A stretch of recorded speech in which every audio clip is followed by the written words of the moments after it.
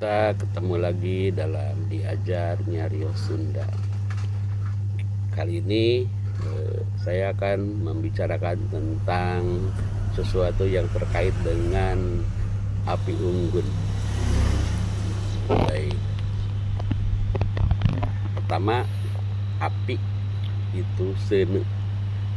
Kemudian membuat api dengan cara tradisional, orang tua dulu itu disebutnya miruha.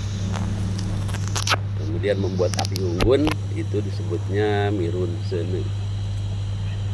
Ini bisa di api unggun atau ditunggu, namanya sama mirun sene. Kemudian ada kayu bakar itu namanya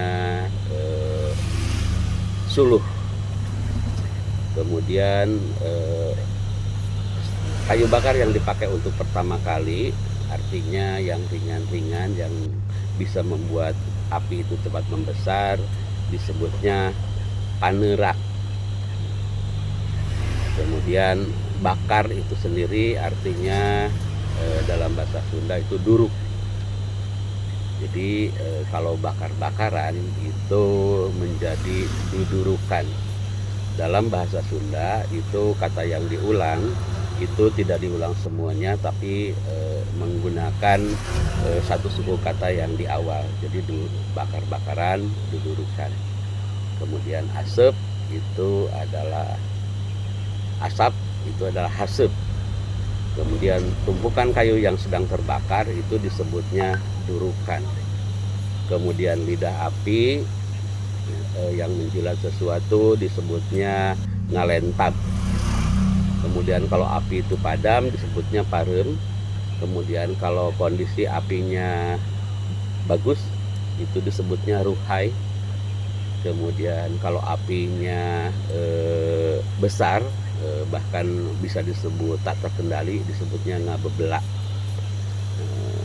Kalau sampai membakar sesuatu yang tidak disengaja itu istilahnya kahuruan, bukan kadurukan ya.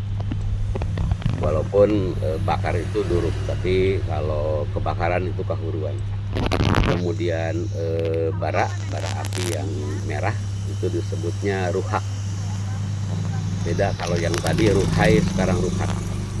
Kemudian abu dari sisa pembakaran itu disebutnya lebu.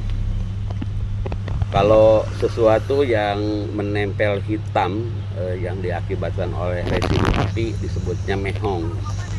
Jadi kalau dalam bahasa anak gaul sekarang mehong itu artinya mahal, tapi kalau dalam bahasa Sunda mehong itu artinya hitam. Misalnya di pantasnya kuali, kemudian langseng dan sebagainya. Kemudian kalau gosong itu artinya tutung. Kemudian kalau menghangatkan badan di dekat api disebutnya siduru. Tapi kalau yang dihangatkan itu bukan barang, artinya barang itu dibawa kemudian didekatkan api, itu namanya dideangkeun. Jadi siduru itu hanya khusus untuk manusia atau yang makhluk hidup yang datang sendiri. Kemudian terbakar api itu istilahnya kaduruk. Kalau terbakar terkena bara disebutnya kasundut. Kalau memanaskan api dengan posisi api terbuka disebutnya melem atau bebeleman. Kalau memasak api dengan membungkus barang kemudian dimasukkan ke dalam bara api panas disebutnya adalah ngamugui. Makanya jadi ada dalam bahasa dalam lagu itu ada ngamugui bulan. Itu artinya bahwa orang Sunda itu mengibaratkan bahwa bulan itu bisa dimasak